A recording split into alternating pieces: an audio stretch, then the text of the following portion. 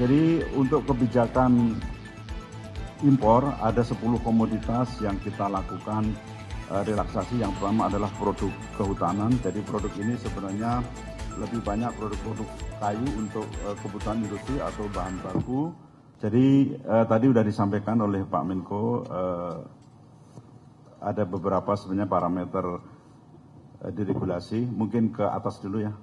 Yang pertama adalah kita ingin melakukan diregulasi atau relaksasi kebijakan impor. Tentu ada parameternya, jadi ada beberapa yang memang tidak dilakukan atau dikecualikan dari diregulasi. Jadi parameter diregulasi kebijakan impor yang pertama adalah barang strategis yang telah ditetapkan neraca komoditasnya.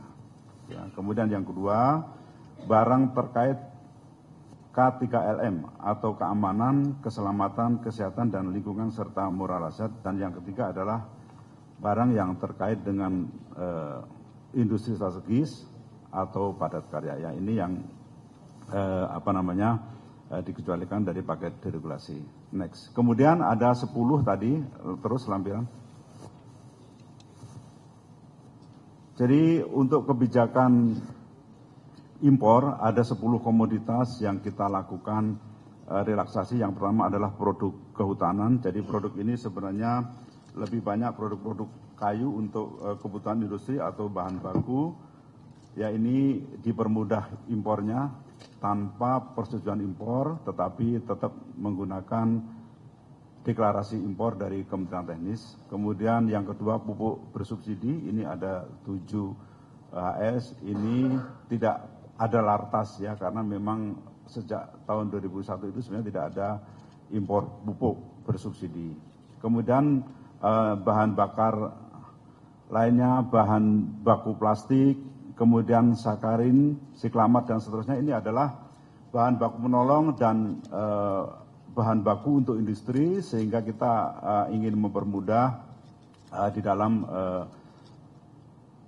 urusan impornya atau relaksasi impornya. Kemudian yang berikutnya adalah putre. Ini adalah produk untuk penunjang program makan bergizi. Jadi kita berikan kemudahan untuk memperlancar program pemerintah. Kemudian yang kedua adalah alas kaki. Ini sebenarnya hanya ada 6 HS dan ini hanya untuk sepatu sport. Ya, biasanya sepatu sport tertentu yang memang tidak diproduksi di dalam negeri. Kemudian sepeda roda 2 dan roda 3 ini juga industri kita sebenarnya juga cukup bagus di dalam negerinya, bahkan kecenderungan ekspor kita untuk sepeda itu terus meningkat. Next. Nah, kemudian di dalam relaksasi ini ada satu yang kita berikan pengaturan baru ya, yaitu khusus untuk pakaian jadi. Jadi saya ingin menjelaskan terkait dengan industri tekstil, produk tekstil, dan pakaian jadi. Kalau kita lihat di Permendak sebelumnya, Permendak 8 itu tekstil dan produk tekstil, kemudian tekstil dan produk tekstil multibatik, barang tekstil sudah jadi lainnya, itu selama ini di Permendak 8 itu dikenakan persetujuan impor dan pertimbangan teknis dari KL, ya, dari Kementerian Teknis, dan laporan surveyor. Di Permendak yang baru, yang Permendak yang sekarang ini sama, jadi tetap dikenakan lartas. Jadi ketiga tadi, tekstil produk tekstil, tekstil produk tekstil multibatik, dan barang tekstil sudah jadi lainnya, ini tetap dikenakan lartas.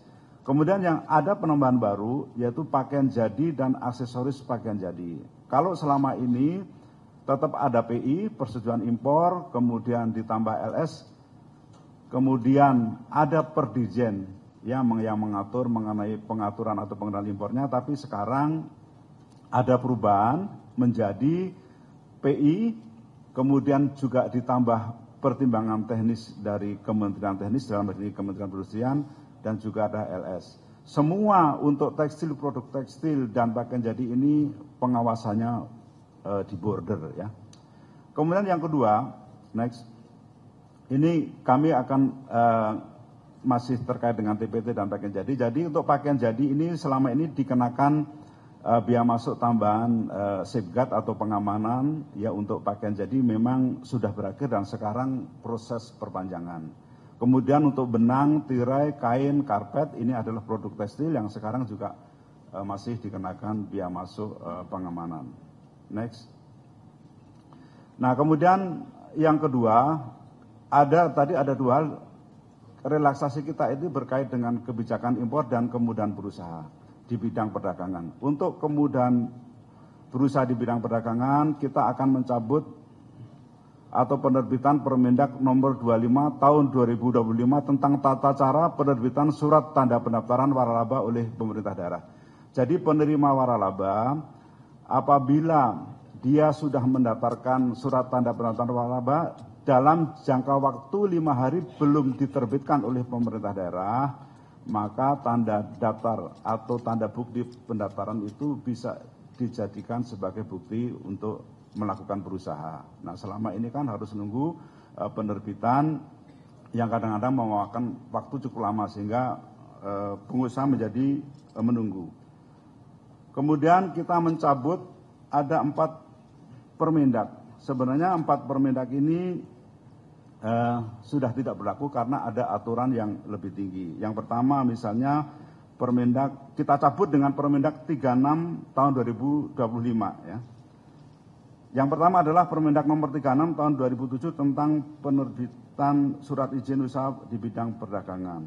Ya, kemudian ini sebenarnya sudah ada peraturan yang lebih tinggi yaitu PP nomor 28 tahun 2025. Kemudian Permendak 22 tahun 2006 yang diubah dengan Permendak nomor 6 tahun 2019 yaitu tentang ketentuan umum distribusi barang, ini juga sudah diatur melalui PP nomor 29 tahun 2001. Kemudian Permendak nomor 25 tahun 2020 tentang laporan keuangan tahunan perusahaan juga sudah dicabut karena ada PP yang lebih tinggi yang telah berlaku. Kemudian yang terakhir adalah Permendak nomor 4 tahun 2023 tentang pengadaan dan penyaluran pupuk bersubsidi di sektor pertanian. Nah, ini mengenai pupuk kan sekarang sudah terbit peraturan presiden nomor 6 tahun 2025 tentang tata kelola pupuk bersubsidi. Nah, ini Permendak sudah tidak diperlukan lagi sehingga biar tidak terjadi tumpang tindih dan untuk memberikan kepastian kepada pelaku usaha, maka keempat Permendak tadi kita cabut dengan Permendak baru yaitu nomor 26 tahun 2025. Next. Saya kira cukup Pak Menko penjelasan dari kami. Saya kira ini kemarin sepakat dengan Pak Menko bahwa inilah paket deregulasi tahap pertama, Pak ya. Dan nanti sambil kita evaluasi atau mungkin nanti ada masukan yang baru, kita bisa ada namanya paket yang kedua. Terima kasih Pak Menko.